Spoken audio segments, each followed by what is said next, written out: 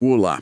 Hoje a gente vai investigar uma das respostas assim mais radicais e estranhas já dadas para uma pergunta que todo mundo já deve ter se feito. Se existe um Deus perfeito, por que o mundo é tão caótico, tão cheio de sofrimento? Pois é. E os gnósticos, um grupo místico lá dos primeiros séculos do cristianismo, tinham uma resposta para isso que parece quase ficção científica. Totalmente. E a chave para entender essa resposta toda está numa única palavra: nous. Exato. A proposta deles era tão subversiva que foi duramente combatida pela igreja da época. Para eles, a resposta não estava na fé ou no pecado original. Em outro lugar, estava numa cosmologia secreta, um mapa oculto da realidade. E o nous, que a gente pode traduzir de início como mente divina ou intelecto puro, é o ponto de partida desse mapa. Nossa análise hoje, baseada num artigo do site Teológico, vai guiar a gente por essa visão de mundo que é fascinante. Então, a nossa missão aqui é usar esse conceito, o nous, para decifrar a visão gnóstica. A gente vai entender de onde ele vem, como ele tenta explicar essa bagunça toda do nosso mundo e, o mais importante, como o conhecimento, a famosa gnosis, poderia ser a chave para escapar disso tudo. É isso aí. E para começar, a gente precisa entender onde o nous, digamos, mora. Os gnósticos imaginavam um reino espiritual que era primordial, perfeito, absoluto. Certo. Eles chamavam de pleroma, que significa a plenitude. Pensa no pleroma como a realidade verdadeira, a fonte de tudo que é divino. O nosso mundo material, para eles, seria quase uma simulação defeituosa, uma sombra disso. Uma espécie de Matrix ao contrário, então. O pleroma é o mundo real e nós estamos presos na simulação. É a analogia perfeita. E dentro desse pleroma, dessa plenitude, a primeiríssima coisa que emana do Deus Supremo, que é até incognoscível, é o nous. Ah, então ele é o primeiro. O primeiro éon, a primeira entidade divina. O nous é literalmente a mente autoconsciente de Deus. É o pensamento puro, o intelecto através do qual toda a perfeição se manifesta. É o canal direto para a verdade. Ok, entendi. O nous é a mente perfeita de um Deus perfeito vivendo numa realidade perfeita, o pleroma. Mas isso cria uma contradição óbvia, né? Se a fonte de tudo é essa perfeição, Exato. de onde veio toda a imperfeição? A dor, o caos que a gente vê todo dia. Como que eles explicam esse salto do perfeito pro falho? E aí é que está o pulo do gato.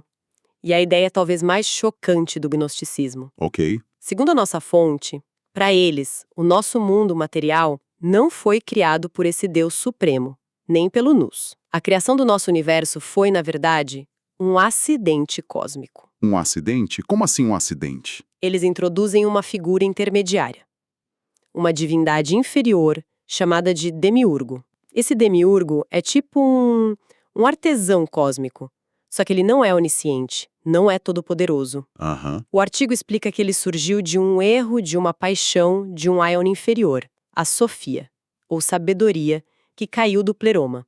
E aí o demiurgo, sem conhecer a realidade superior, tenta criar um universo material. Entendi. O problema é que ele só está imitando a perfeição do pleroma, mas sem entender a essência. Então, o demiurgo é quase uma resposta mitológica para aquele sentimento que a gente tem às vezes de que o mundo é mal projetado. Exato. Tipo um software cheio de bugs ou um prédio com falha estrutural.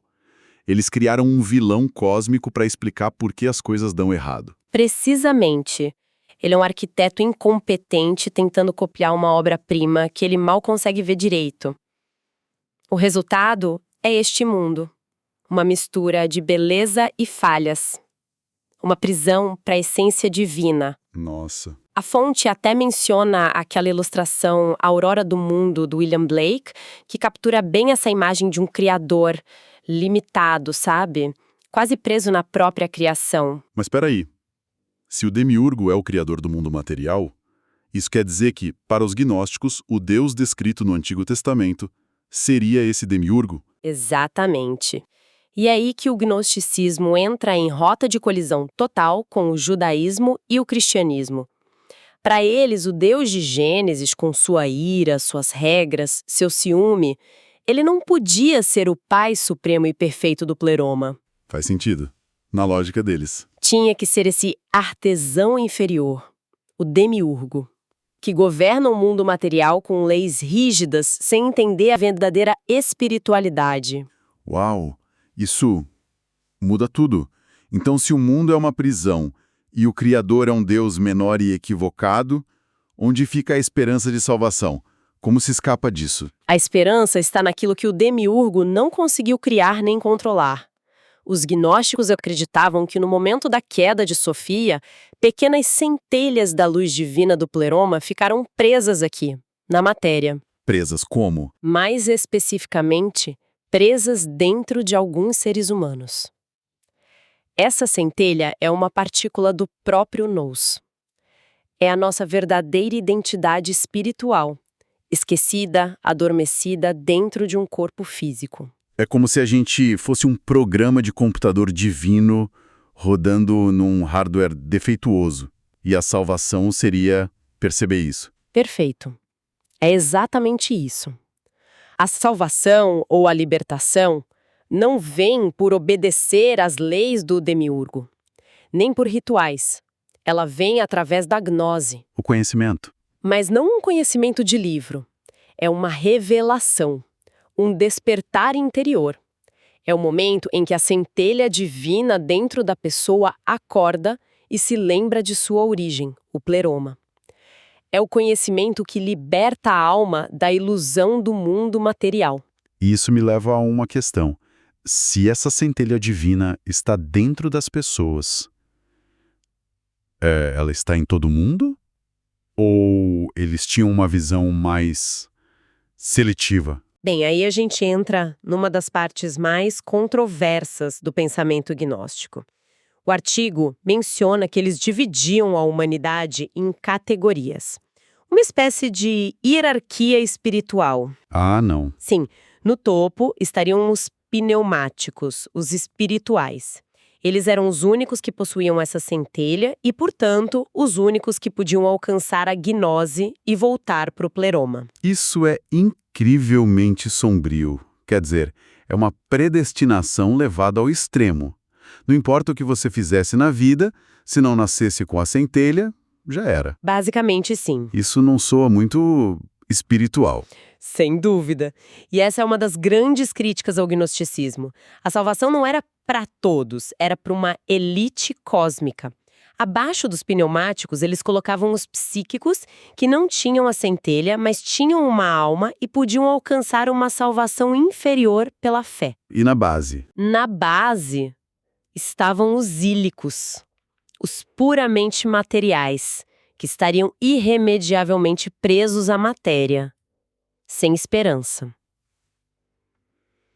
É uma visão bem radical, né? E elitista. Isso ajuda a entender por que a igreja primitiva lutou tanto contra essas ideias. A mensagem cristã era de salvação para todos. E isso é o oposto. E nesse sistema, qual era o papel de Jesus Cristo? Completamente diferente. Para os gnósticos, Jesus não era o filho do demiurgo, de jeito nenhum. Ele era um emissário do pleroma. Do mundo real. Do mundo real. Uma manifestação do próprio nous.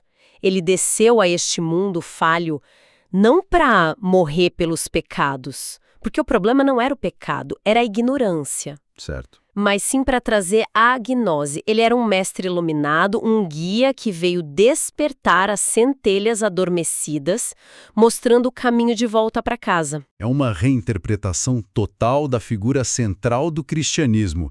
E o artigo menciona que havia diferentes escolas de gnosticismo, né? Não era um bloco só. Exato. Gnosticismo era um termo bem amplo. O artigo cita, por exemplo, o valentinianismo, que era uma das correntes mais sofisticadas. Eles muitas vezes identificavam o nous diretamente com Cristo. Interessante. Já em outro grupo, o setianismo, o nous podia ser associado a Sete, o filho de Adão, que era visto como portador original dessa sabedoria secreta. Então, existiam muitas variações, mas o núcleo da ideia, pleroma, demiurgo, centelha e gnose, era comum a paz de todos. Ok, acho que o quadro geral da visão gnóstica ficou bem claro. Agora, vamos fazer o contraste direto.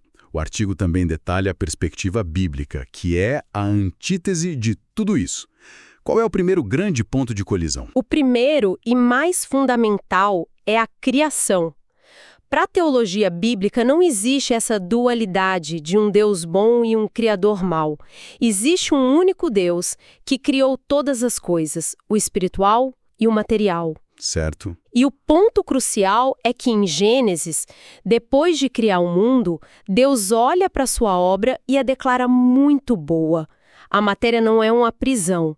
O corpo não é um erro. A criação é uma dádiva, que foi corrompida, sim, mas é boa em sua origem. Ok, nada de demiurgo. O segundo ponto, imagino, é a salvação. Para os gnósticos, é pelo conhecimento secreto. E na visão bíblica? A diferença é total. Na fé cristã, a salvação não é algo que a gente alcança, é algo que a gente recebe. É um dom gratuito de Deus, oferecido a todos, sem distinção. Pela graça. Pela graça, por meio da fé em Jesus. Não é um segredo. Jesus não é um mensageiro que traz uma informação. Ele é a própria salvação que morre e ressuscita para redimir a criação, não para nos ajudar a escapar dela. E isso nos leva ao terceiro ponto, o próprio conhecimento. O gnosticismo valoriza esse saber oculto para poucos. A Bíblia parece ir na direção oposta. Exatamente. O artigo destaca uma advertência muito direta do apóstolo Paulo a Timóteo para que ele evitasse a falsamente chamada ciência. E a palavra grega que ele usa aí é... Gnosis. É a própria palavra. A própria palavra. Paulo via essa especulação secreta como um desvio. Para ele, todo o conhecimento necessário já foi revelado publicamente em Cristo.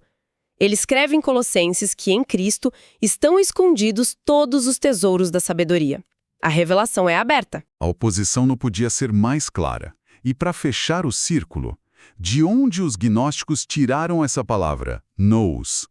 Ela já existia, não é? Sim. E isso é um detalhe final interessante. A palavra nous não foi inventada por eles. Ela vem da filosofia grega clássica. Filósofos como Anaxágoras, Platão, já usavam o termo para falar de um princípio ordenador do universo, uma mente cósmica. A razão. A razão. O que o gnosticismo fez foi pegar esse conceito filosófico e dar a ele uma roupagem muito mais mística. Mais específica. Eles o sequestraram e o transformaram na chave para o sistema deles. Exato. Para eles, o nous deixou de ser a simples racionalidade humana para se tornar essa capacidade de percepção espiritual direta. Uma inteligência divina que vai além da lógica do mundo. É a faculdade que, quando desperta pela gnosis, permite à alma enxergar através da ilusão do demiurgo. Perfeito. Então, para amarrar tudo que a gente viu, o nous, para os gnósticos, é o intelecto divino que habita a realidade perfeita, o pleroma. O mal no mundo não é culpa de Deus, mas de um criador inferior, o demiurgo. E a salvação, para uma elite, vem pela gnose, um conhecimento que desperta a centelha divina dentro de nós. Uma visão de mundo que está em contraste absoluto com a teologia bíblica, que vê a criação como boa e a salvação como um dom da graça para todos através da fé. Uma última síntese. E para encerrar, fica aqui um pensamento. A ideia central gnóstica é que um conhecimento secreto pode nos libertar de uma realidade que a gente percebe como falha ou ilusória. Se a gente tirar isso do contexto religioso, que ecos dessa busca por um conhecimento secreto libertador a gente consegue identificar em movimentos de pensamento ou em narrativas populares hoje em dia, onde ainda buscamos essa pílula vermelha que promete revelar a verdade e nos tirar da matrix do nosso tempo?